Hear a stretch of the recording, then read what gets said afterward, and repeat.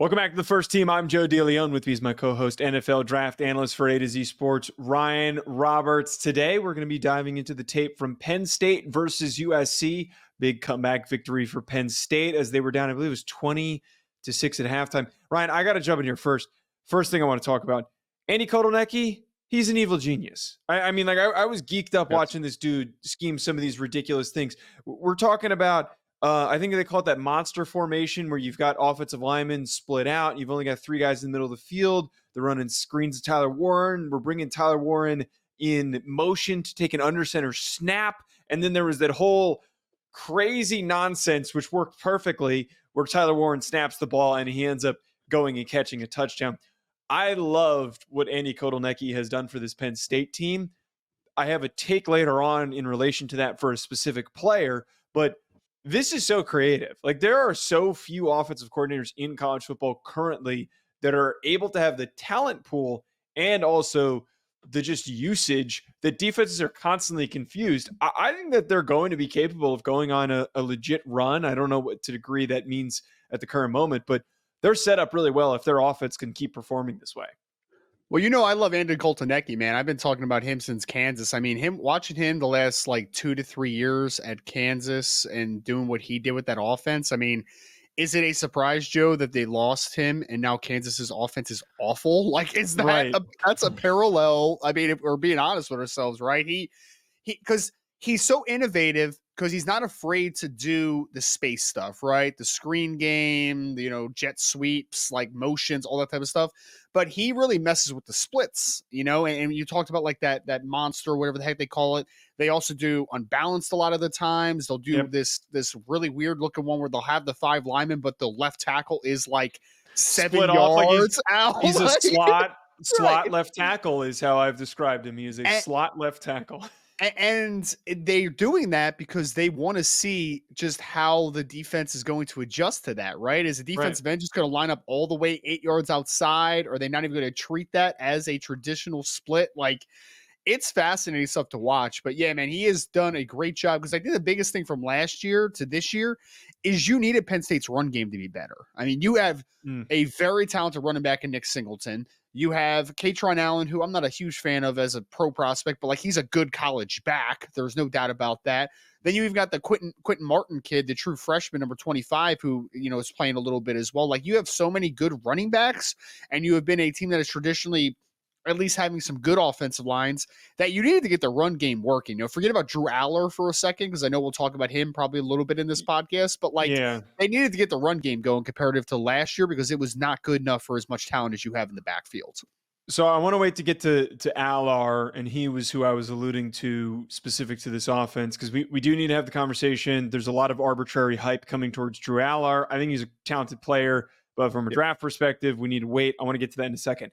Talking positives for this Penn State offense, though, you just mentioned the one big guy that has been having a really big season, which is Nick Singleton. He was somebody who we ID'd in the preseason, which was a wait and see. Long speed's tremendous. Explosiveness is tremendous. His vision wasn't really there. And I now see he's being aided by an offense that's giving him some open rushing lanes. He's still not 100% there, but man, I think that you take him potentially somewhere end of the 3rd round in this upcoming draft if he declares, beginning of the 4th round.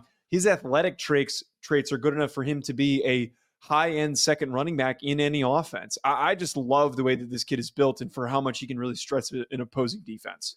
He's a great athlete, man. Explosive. He's got those long strides to him too, and he's got a pretty densely built frame as well.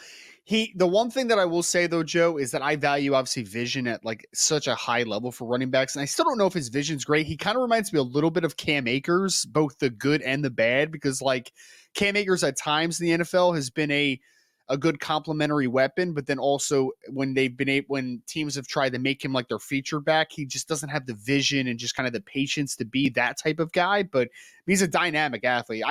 I just know that Nick Singleton's going to go to the combine, whether it's 2025 NFL draft or 2026, and he's going to do something stupid, right? He's going to run 4.41 at 215 pounds or some crazy stuff like that, So it's good to see him utilized better. I really like him in space. I really like the explosiveness. I still do think that there is a maturation that needs to happen as a running back, and I mean, when's that going to happen is kind of the question that people are going to have. And I totally get that.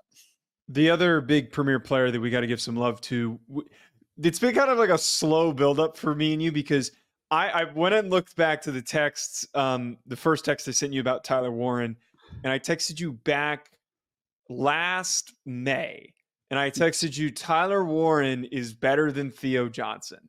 Oh, he is. And He's way better. Yeah. absolutely is. I don't know if that was like a foregone conclusion at the time, just because like everybody was so locked in on Theo Johnson and everybody was oohing and awing over his athleticism and his testing that he did during the draft process. But we see Tyler Warren, and he's already starting to really emerge because Kotelnicki's using him as this focal point. There's not many tight ends in the country or even in the history of college football that are getting the usage that this guy is getting. He's throwing passes, he's snapping the ball, he's getting handoffs, he's going under center in sneak situations. But to remove all the gimmicks, the reason why he's able to be used this way is because he's a great athlete. He's a physical kid. He'll get his nose dirty as a blocker. He was a much better blocker than Theo Johnson. I think that he has some pretty strong technique. He's got some pretty good flexibility too as an athlete. I don't think he's going to test as well as a Colston Loveland, but I don't care. You might be wrong about that, Joe. You might be wrong, man. Yeah. Maybe just the long speed purely for Colston Loveland, but I don't care. I'm going to put this out there now. I think Tyler Warren's tight end 1. I know that there's some random Gunnar Helm hype, but I don't know. You can't watch this kid dominate a football game. He won Penn State the game and not think that this kid is fantastic. BetOnline remains your top spot for all of your live betting action and contests. NFL, college football, UFC, NHL are all in full swing. BetOnline is your number one source for wagering news, odds, trends, and predictions with both desktop and mobile access at any time. Head to BetOnline today and use promo code BELIEVE, that's BLEAV, for 50% off your first deposit. That is a 50% welcome bonus. BetOnline, where the game starts. He might be tight end 1. I haven't fully, because I haven't watched any of Colston Loveland this year just because of what Michigan has been doing. He's got no yard. He's got no you almost can't watch him because he's blocking the whole, Joe. But he's blocking the whole damn game. I get it, man. I get it. But, stats can lie at times. I will say this, because I think that Tyler Warren is going to be in the tight end 1 conversation. I absolutely do, because of this simple fact, Joe. High school quarterback, okay, who is just now rounding into the tight end form. He had got kind of slowly brought along. You started to see it last year, splitting time with Theo Johnson, and down the course of the stretch of the season, he was tight end 1 because Theo Johnson was banged up a ton for Penn State. Now you're seeing it, dude. This is a 6'5" and 7/8, 260 pounds verified. He is a verified 260 pounds. Despite that, apparently this past offseason, Joe, he ran 4.64 electronic. Wow. So this kid could run high 4.5s or like 4.6 flat. Like he could do that at nearly 6'6" and 260 pounds. This kid's a freaky athlete, dude. Why are they throwing screens to him? Why are they letting him get direct snaps near the goal line? Why are they letting him do quarterback sneaks? It's because he is the best athlete on the field offensively, in my opinion, for Penn State, pound for pound. This kid's a freak show. I think the blocking obviously can still take a nice step forward. Like there's tools though there because you're 260 pounds. So you have a big body. You could be better in that capacity. But athletically, we saw it on the trick play where he snapped the ball at the end man of line of scrimmage and he ran down the seam and mossed the dude in the end zone that I posted earlier. We see him in the screen game. You see him all over the place in different alignments. This kid's a freak show of an athlete. Number 44, he is a guy that I think could contend to be the first 10 end taken. Would it shock you? And I don't know, maybe this would be shocking to some people because I had someone say like, oh, a 3rd round pick, he's going to be great. Would it be surprising if Tyler Warren went in the first rounds? Would it be shocking? I wouldn't be shocked at all about it, at all. Well, and I think here's the big thing with a guy like Tyler Warren is that when the production matches the film, the NFL takes that into account, especially at tight end, because there's so few guys that do have the production. I mean, we look at the history of the guys that have gone in the first round, and to what you're talking about here, he's going to test well. But the guys that have gone in the first round, TJ Hawkinson, Noah Fant, Kyle Pitts, those guys had pretty good college production that's going to warrant him being in that conversation. So no, I wouldn't be stunned. I absolutely wouldn't be stunned. And I think that his ascension to this point is worthy of him being in that convo. Any other Penn State offensive players before we get to the complex conversation with, not complex, but conversation about Allar? Any quick hits on these offensive guys? Well, I just wanted to read the stat line real quick for Tyler Warren, who was having a good season even before this, but he had 17 receptions for 224 yards and a touchdown. Also had one carry for 4 yards. 17 catches in a football game, dude. Like, I think it's a record. I don't know. I want to say with certainty. Maybe something like that. Yeah, I think it is for a tight end. I wouldn't be shocked. I mean, I've never seen a tight end in college catch 17 passes. I've never seen it. So it very well could be. The one guy that I wanted to highlight outside of, you talked about Singleton. I don't really want to talk about Katron Allen because I just kind of think he's a guy. And we'll talk about Allar. A guy for the future, probably more 2026. Drew Shelton, the left tackle from Penn State, reminds me a lot of Christian Darrisaw when he was younger. Now, this is a true junior, but he had to wait his turn a little bit behind Olu Fashanu. I still hate that we pronounce his name wrong the entire draft cycle, but that's another conversation for another day. But he started the last game last year, started the bowl game. He's now pure left tackle for them. 6'5", 315, 310, 315, somewhere in that ballpark. This kid is a really smooth mover, and he is very flexible. I don't know if I would call him explosive, but he reminds me a whole lot of Christian Darrisaw when he was at Virginia Tech. So keep an eye on Drew Shelton, left tackle for Penn State. Yeah, it's crazy that that was a big concern for me with Penn State coming into the year was how does the offensive line do, losing 2 tackles and a center, and they looked pretty locked down against the defensive. It's better. Potentially. It feels like that. To talk about Allar, though, to talk about him, lot of takes thrown out there this week from folks saying that, hey, this is he's really reminding us of why he was a draft prospect. Guys, I actually question a lot of those people if they have been watching him play and have been watching these games, because Allar, his success and any analytics that are going to boost this, he's playing in an offense that doesn't really require him to make any reads. Like we just talked about at the beginning of this, it's a very gimmicky offense that's working really well, that creates confusion for defenses and that misaligns them. That is setting up Drew Allar for singular, simplified reads. He's hitting those throws. He is a big, strong, athletic kid who's got the arm, all of these things, 1,000%. Could he go and start in the NFL? 100%. But I don't know how you can say that after watching him play this year, because nothing he is doing when it's outside of those simplified plays where he only needs to make those singular reads, that's really impressive, because I still see a kid who's struggling to make decisions, especially when the pocket's collapsing around him. His accuracy and his delivery and his touch still aren't fully there. I think he's like 2 years away. Like I think he's a redshirt sophomore right now. I think he benefits from 2 more years of sitting and playing in this offense.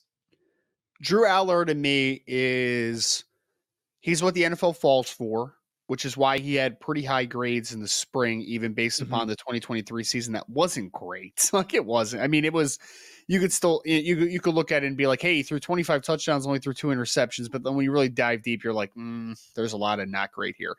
He's just really erratic from an accuracy perspective, man. Like it's a little bit wonky as well, his lower half, but like, yeah, he's got a cannon for an arm. He's a huge kid. He's a pretty powerful athlete, but like, I just don't want to talk about him as a draft prospect yet. He isn't a draft prospect. Right. That's like, the whole point here.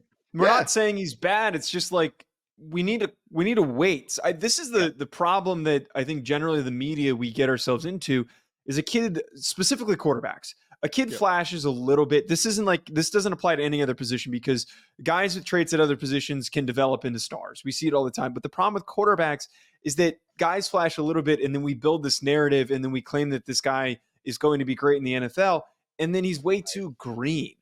When we don't want to dig into the nitty gritty of his decision making that he doesn't have and needs. Well, here it is, Joe, and I've talked about this before in this podcast. Everybody falls in love with the out of structure things, right? With the occasional second hitch, throw from sidearm that Drew Allar could do, break the pocket occasionally and throw on the run. Like some of these things that he does, we do the same thing with Quinn Ewers. We do the same thing with Cameron Ward, even though I'm higher on Cameron Ward than I once was. But like, we have to remember there is a baseline that quarterbacks need to do. Yeah. They need to. The off-script stuff is great, But if you don't do the on-script stuff well, you're not going to stick. It's not going to be sustainable. Like it's just not. So I think for me, I need the more simplistic things from Allar still. I need the 3-5-7s, no hitch, get the ball out accurately on time. I don't think we're there right now. He makes some wow throws that keep you kind of coming back for more, right? Which makes complete sense. But he's just not refined right now. He's a kid that I think I already know who his I think I know that the quarterback trainer that he works with, and he's a very Mm. good one. I forget his name, but like we follow each other on Twitter. I think it's Brad M. If I remember correctly, he works with like a lot of the Ohio kids, but he's a guy that I need him to continue to work with him, continue to work with this Penn State offensive staff, and go back to school for the 2025 season because we could be talking about a legitimate dude eventually. I just don't think he's that right now. I don't think he's even close. And to that point before we move on, Cam Ward is a perfect example of a guy who had all the tools 2 years ago and went back to Washington State and then now goes to Miami. And now is when he's kind of coming to fruition as, oh, here are all the traits, everything. He can make all the throws all over the field, but something's missing. The decision-making is missing. And enough reps, enough snaps, being around situations enough times has improved his decision-making. Defensively, this Penn State defense is loaded. There's a lot of really good football players. I have a take. Do you want to take? I know that. Okay, go ahead. What's your Abdul Carter take that he's edge one? He is edge one, dude. I'm sorry, Joe. I'm there at this point. I am, dude. I was very hesitant on Abdul Carter. I remember watching West Virginia earlier this season, and there was a couple flash plays, but then you saw a few reps where he just straight lost because Wyatt Millum is just a experienced offensive lineman with good hands, and he had no secondary pass rush moves. This game against USC, I saw it, dude. I saw it. And I have been waiting for someone to take that step forward because James Pierce Jr. has been slow this year.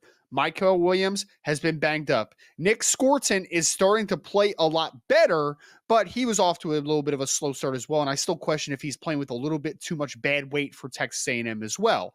Abdul Carter, I mean, he's getting better each week. He's 6'3", 250 plus pounds. He's explosive. He is the bendiest guy in this class, in my opinion, and the closing speed is bananas. Like, I think that if this kid's progression keeps continuing, because now he's up to like 10 tackles for loss, 4 sacks in the season, the production is starting to match the athletes. And the athlete is a rare athlete. I'm not going to say generational because that is super hyperbolic, but that's a rare athlete at 250 plus pounds. I think that we are seeing that ascension. I would not be shocked if when it comes to April time, we're talking about if a quarterback needy team is picking a team that is not quarterback needy is picking number one, if they should just stick there and take Abdul Carter instead of trade him back. I think that he has that type of upside to him. His ascension has been awesome the last few weeks. That was one of the discussion points just generally here that we had in the offseason was, what is he going to look like at a defensive end and do the traits all come together? God, it makes you wonder why the heck wasn't this kid playing defensive end last year? Chop Robinson was not doing the things that Abdul Carter's already doing after a couple of games of making this transition. Better than Chop, dude. So much better. Well, because he's longer, he's more powerful. He can anchor against the run, unlike Chop. And the big thing with him is just like his burst. He comes off the ball so quickly, and guys are. I watched him. He didn't split the double team and make a play, but because he got held and it didn't get called. There was this one play where he got double teamed and he got like yanked down by the guard because they didn't know what to do. He's splitting both of them on this play and they can't keep up with him. And it happened the whole game. So Chop Robinson, if Chop Robinson wasn't winning with his first step, he wasn't winning at Penn State, just flat out. Abdul Carter can win if his first step isn't great. He can win if he gets stuck. This kid is just talented as all heck, dude. He is. I wish that there was still I wish we weren't in the world of sub package, almost exclusive in the NFL, where every team's running sub more than 50% of the time. Because could you imagine him in like the early 2000s with like the Pittsburgh Steelers playing 3-4 outside linebacker every single snap? Because it would just be bonkers, dude, what he would be able to do at that alignment. But regardless, 4-man, 3-4, I don't care, dude. Just put him on the edge and let him be, because he even made a couple plays. I know he almost had an interception in this game. He had a couple reps where he's playing inside linebacker. He had a rep where he looped completely from the front side at edge all the way to the backside A gap and made a tackle. Like, this kid's versatility, alignment perspective is bananas too, dude. Because like, he could legitimately play off ball, and he could play off ball in the NFL, and he could be very good at it. But he's one of those guys that his talent on the edge is just kind of unfair for opposing offensive linemen. Couple of shouts for some guys that just popped a little for me. Danny Dennis Sutton, who we knew was a name to keep track of, that's going to get more reps this year. I think that now that he's playing more, you can see that he's starting to develop just as a pass rusher. I don't know if he'll be a part of this class or not. It might benefit him to go back because he could be a first rounder if he gets more playing time underneath his belt. But I could totally still see a third round pick, early fourth round pick, maybe even sooner than that. Just the team says, you know what, we like the traits, all that good stuff. And then somebody that I think we've talked about before, Kobe King at linebacker, good instincts, not like a crazy good athlete that's going to, have tremendous range, but strong enough instincts that I think that he has a role as a backup starter, whatever it is in the NFL. Do you know that that's Kalen King's twin brother, Kobe? Did you know that? I feel like I did know that. Yeah, but I didn't register. You've definitely said that, but I didn't remember it. I mean, I may have said it in passing before. Like, I don't think I said it because Kobe was just kind of a rotational player last year, but he's playing. Obviously, he's a starting inside linebacker. The two linebackers I actually like, Joe. I think Kobe is definitely more of he's played more linebacker and he's kind of seen things a little bit more. The Tony Rojas kid, number 13, he's not there from a processing perspective, but that kid's athletic, dude. He's really athletic. Keep it, long, athletic. Keep an eye on number 13. Danny done a set next. Danny Dennis Sutton, number 33.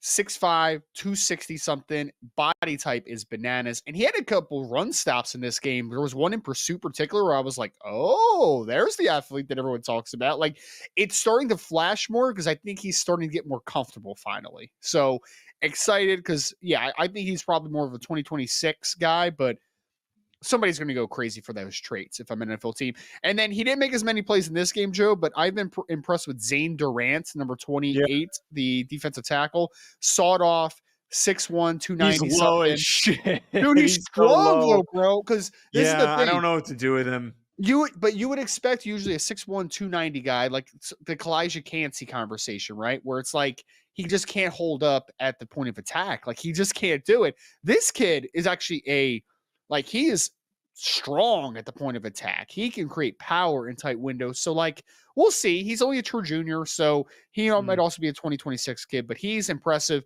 And then, so 2 quick notes on the secondary guys, okay? Jalen Reed, I think he's just going to play in the NFL for a long time. He's played slot number one. He's number 1. He's played slot. He's not playing true safety. I just think he's going to be a grinder, day 3 kid that's going to find a role in the NFL for a long time. Decent athlete, short area guy, tackles well in space. Like, he just does everything pretty well. The guy I'm excited about, former Georgia Bulldog transfer, AJ Harris, number 4. He blew up. He's got a big frame. I know the screen you're talking about. He's got a big, strong frame. He was playing mostly in the slot-ish, right? That was kind of where they were using him. They were utilizing him everywhere. I even saw him a couple reps at safety, but he plays outside corner for them. But he was rotating in the slot. I think it's just the nature of kind of USC spreading the field a ton, right? So he's kind of used from different alignments, but big frame, former high regarded recruit as well. So he definitely has a lot of traits to get excited about. All right, jumping over to USC, assuming that you don't have anybody else.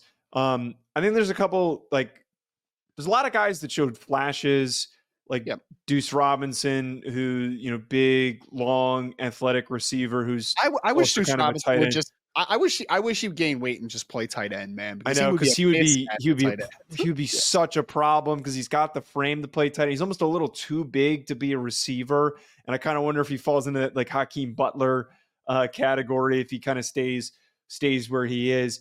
Kyron Hudson, we know that he has been productive so far this year. We're not going to waste time on Miller Moss.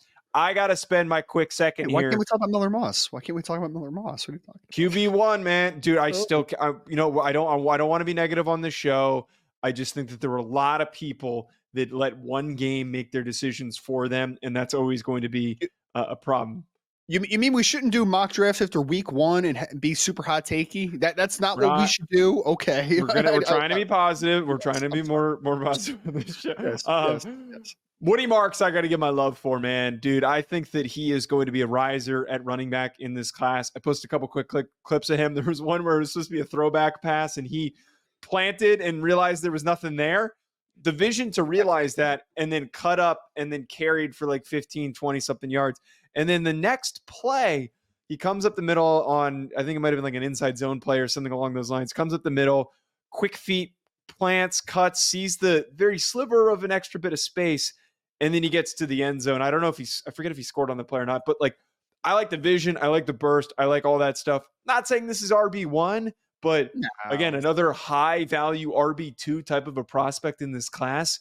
I'm kind of in on him. I need a little bit more because I've only watched one game of him, but I'm really liking what he showed for this class.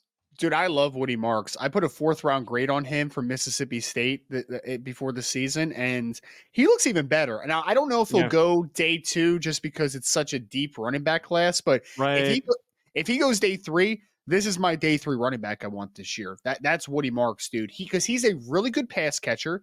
He spent some time at Mississippi State. We know how they utilized running backs, obviously, in the Mike Leach and then post Mike Leach era for a little bit there. So they throw the running backs a ton. He's a good receiver.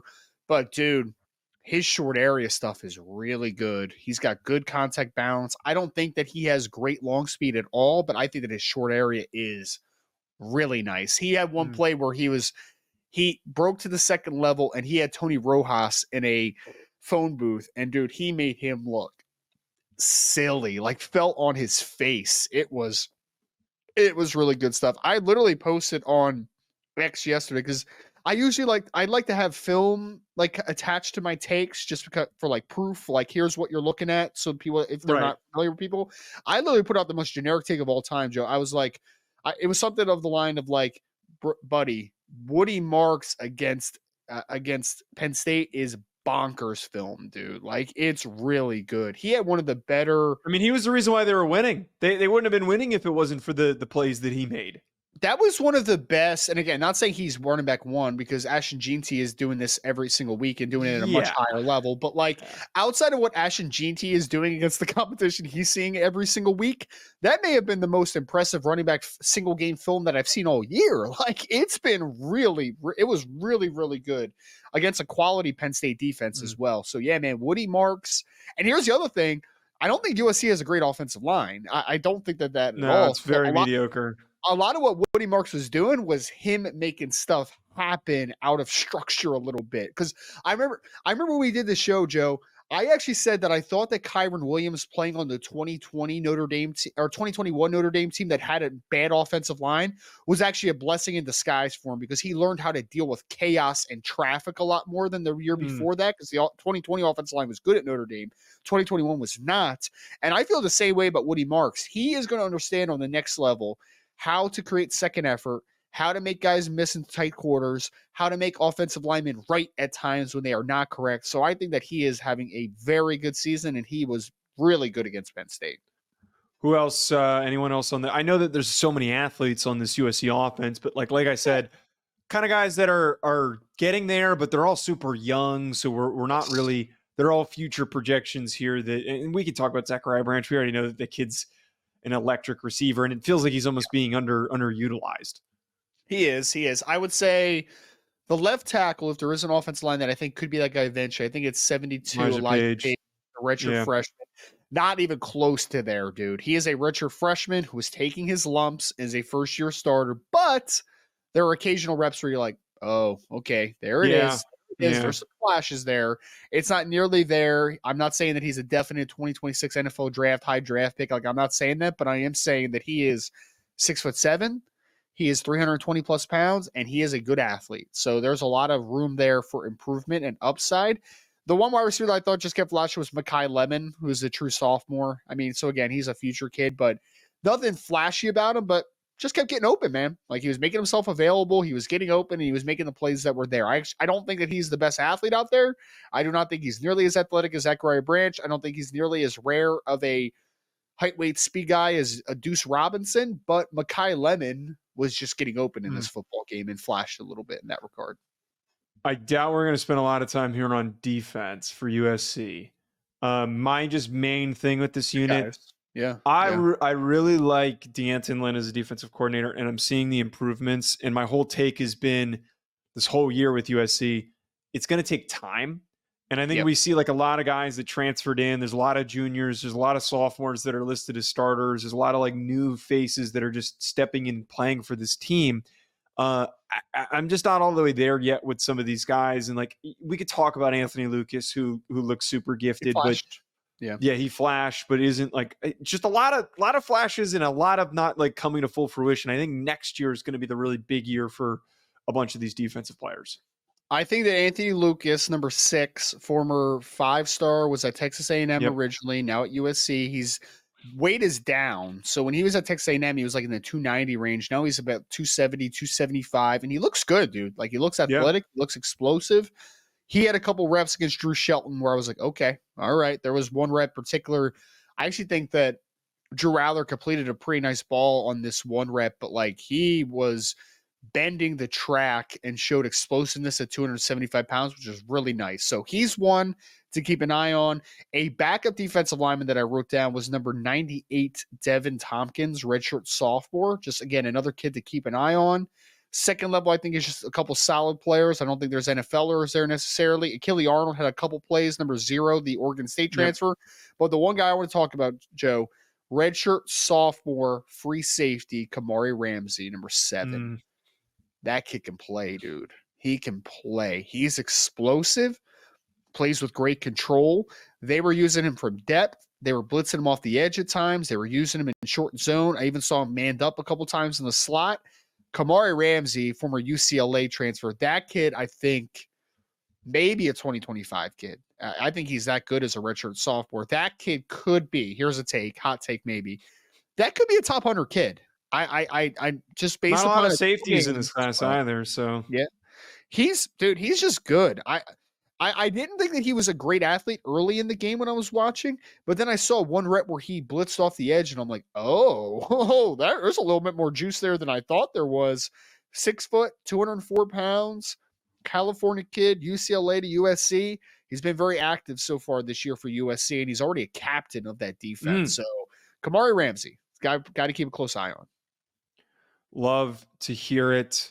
Folks, thanks for tuning in. We're going to be back. We're going to be breaking down Colorado versus Kansas State film next at Joe DeLeone, at Rise and Draft, at First Team Pod. Subscribe if you're tuning in on audio. Leave us a 5-star review, and also let us know what you think of the show in the reviews as well in the comments of this video. Talk to you later, folks. Enjoy the rest of your week.